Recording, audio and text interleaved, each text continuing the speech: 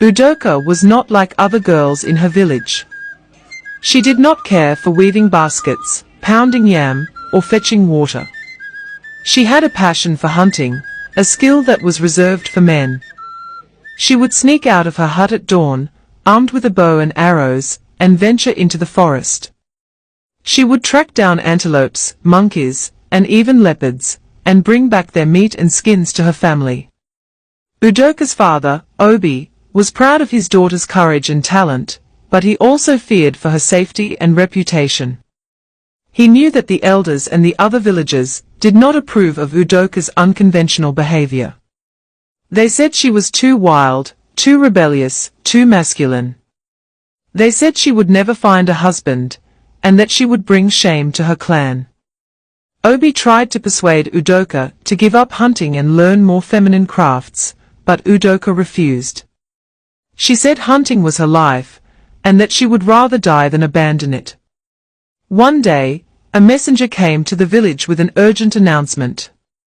The king of the land, Esnri, was looking for a new wife, and he had invited all the eligible maidens in the kingdom to come to his palace for a contest. The winner would become his queen, and bring honor and wealth to her family and village. The messenger said that the king was looking for a woman who was not only beautiful, but also brave, wise, and skilled. He said that the contest would involve a series of challenges, such as solving riddles, reciting proverbs, and performing dances. He said that the final challenge would be the most difficult and dangerous of all, hunting a lion. The news spread like wildfire in the village, and soon, every girl was preparing for the contest. They adorned themselves with beads, cowries, and feathers, and practiced their songs, stories, and steps.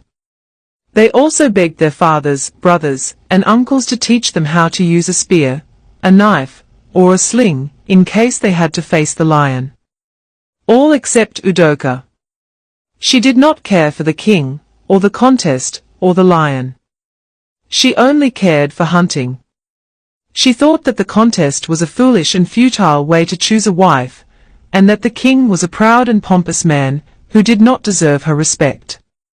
She decided to ignore the messenger's invitation, and continue with her usual routine.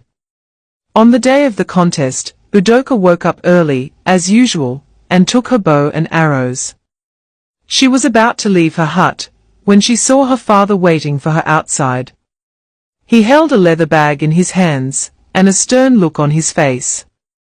UDOKA, my daughter, today is the day of the contest. You must go to the palace and compete with the other maidens. You have a chance to become the queen, and make me the happiest father in the world. Please, do not disappoint me. UDOKA shook her head. Father, you know I do not want to be the queen. I do not want to marry the king. I do not want to leave this village, or this forest, or this life.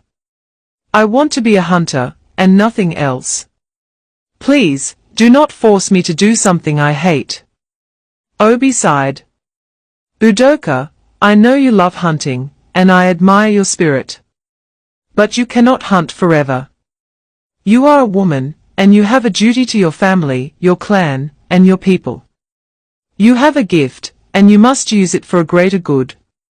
The king is a good and noble man, and he needs a wife who can match his strength and wisdom. You are the only one who can do that. You are the only one who can hunt the lion, and win his heart. UDOKA frowned. Father, how do you know the king is a good and noble man? Have you ever met him? Have you ever spoken to him? Have you ever seen him hunt, or fight, or rule? How do you know he is not a tyrant, a coward, or a fool? Obi opened the leather bag, and took out a necklace. It was made of gold, and had a pendant in the shape of a lion's head. It sparkled in the morning sun, and UDOKA's eyes widened. UDOKA, this is the king's gift to you. He sent it to me yesterday, along with a letter. He said he had heard of your fame, and your skill. He said he admired you, and wanted you to be his wife. He said he would not force you, but he hoped you would accept his invitation, and his token. He said this necklace was his most precious possession, and that it had belonged to his father, and his father's father, and so on. He said it was a symbol of his power, and his pride. He said he was willing to give it to you, because he believed you were worthy of it. UDOKA took the necklace from her father's hand, and examined it. She felt its weight, and its warmth. She saw its beauty, and its value. She also saw a challenge, and a temptation. Father, this is a very generous gift. But it is also a very clever trap. The king is trying to lure me to his palace, and his bed, with this shiny bauble. He thinks I am a vain and foolish girl, who can be easily swayed by gold and flattery. He thinks I will be honored by his offer, and grateful for his attention. He thinks I will obey his will, and forget my own. He is wrong, father. He is wrong about me, and he is wrong about himself. He is not a king, he is a lion. And I am not a queen, I am a hunter.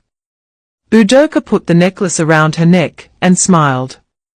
Father, I will go to the palace, and I will compete with the other maidens. But not for the king, or for you, or for anyone else. For myself. I will go to the palace, and I will hunt the lion. And I will win. UDOKA kissed her father on the cheek, and ran to the forest. Obi watched her go, and prayed to the gods. He did not know if his daughter was brave, or foolish, or both. He only knew that she was UDOKA, the lady hunter. And he loved her.